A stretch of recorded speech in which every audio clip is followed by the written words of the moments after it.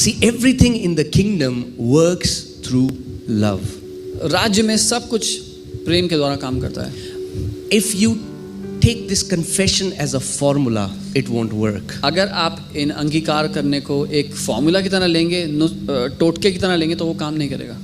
Nothing in the kingdom works as a formula. राज्य में कुछ भी टोटके की तरह काम नहीं करता. Are you getting what I'm saying, church? You cannot put God in a box. आप परमेश्वर को एक डब्बे में सीमित नहीं कर सकते. You know, so many people say, okay, tell me, how should I pray? What should I say? Oh, Father, in the name of Jesus. Okay.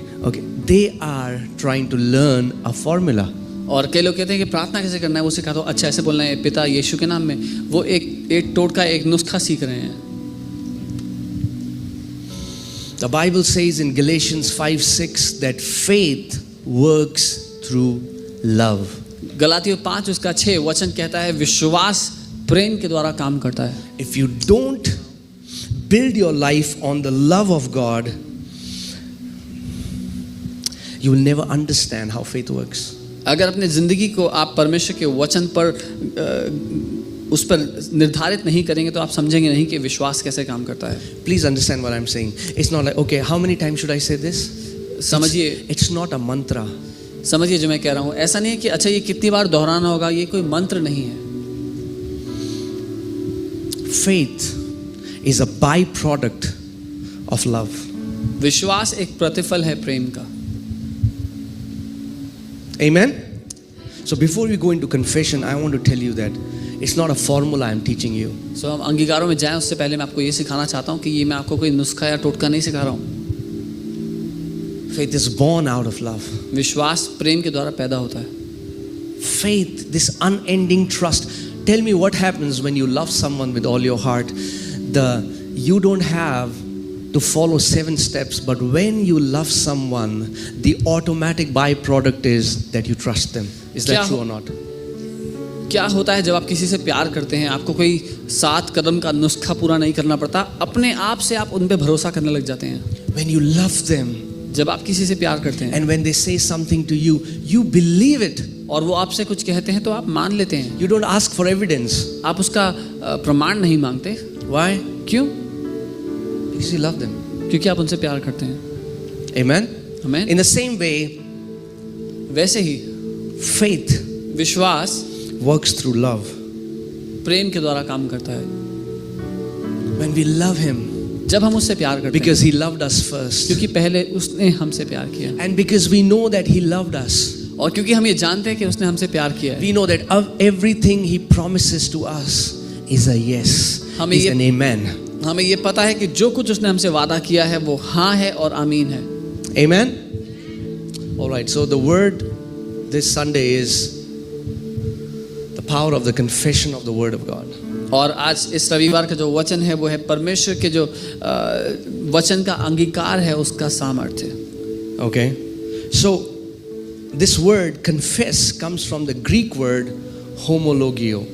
और ये जो शब्द है अंगीकार यूनानी के शब्द होमोलोगियो से आया है. Can you put that up? Yeah. So it means to say the same thing. और इस शब्द का मतलब है एक ही बात को दोहराना. It means to agree. जिसका मतलब है राजी होना है. It means to admit. या सहमत होना. It means to acknowledge. या मान लेना. Because many times when the word confession comes, people always think of it as confession of sins.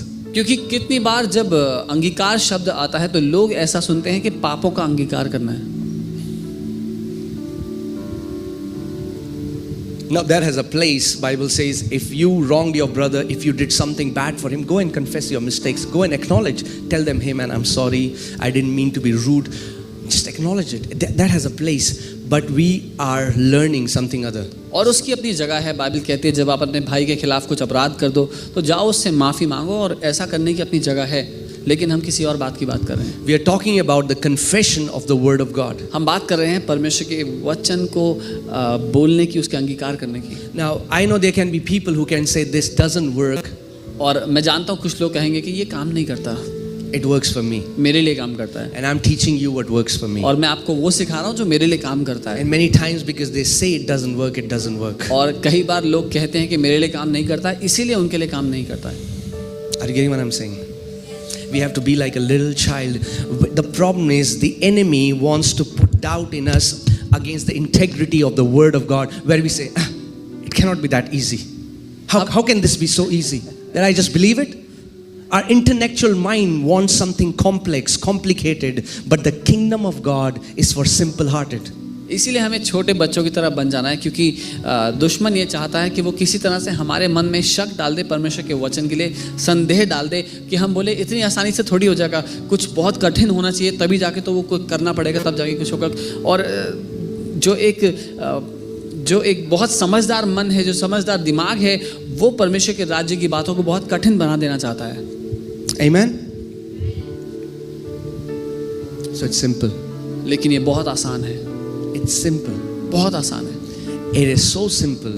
All you have to do is you just have to trust what my Father has said. It is true. इतना आसान है ये कि आपको बस इस बात पे भरोसा करना है कि जो मेरे पिता ने कहा है वो सच है। And all that he needs from my side is an unwavering trust. और उसको मेरी तरफ से सिर्फ ये चाहिए कि मैं उस पे भरोसा करूं जो वो कहता है, और अपना भरोसा डगमगाने ना दूं। The Bible says, hold fast your profession of faith. That simply means hold fast your confession of faith. Why does Bible tell us to hold fast our confession? That means there is somebody trying to change the confession that comes out from your mouth. Bible हमें आदेश देती है कि अपने मुंह के अंगीकार को थामे रहे, पर बाइबल ऐसा आदेश क्यों देती है? क्योंकि कोई है जो हमारे मुंह के अंगीकार को बदलना चाहता है। Amen? Do you know in Genesis 1 where it says that God breathed the breath of life into the nostrils of Adam and he became a living soul?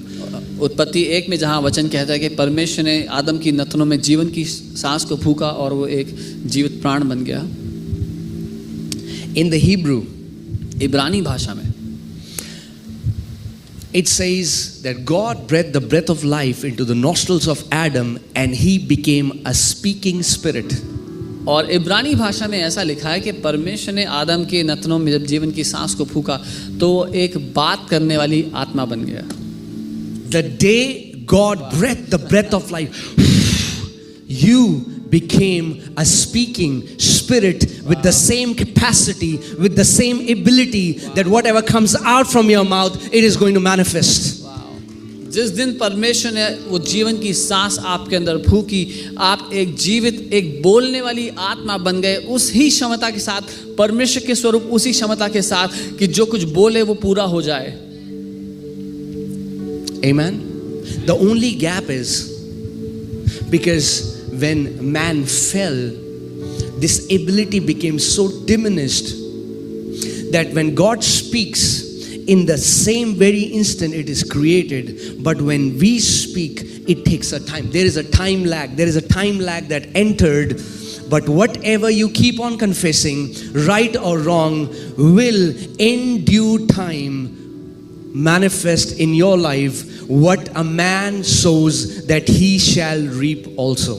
और फर्क बस इतना है कि जब मनुष्य पाप में गिर गया, उसके कारण जो ये क्षमता थी मनुष्य की, वो फीकी पड़ गई। और जहाँ परमेश्वर एक और बोलता है और उसी समय हो जाता है, मनुष्य जब बोलता है उसी समय नहीं, समय लगता है, लेकिन निश्चय पूरा होता है। और वचन कहता है जो कोई कुछ बोएगा उसी को वो काटेगा। Amen.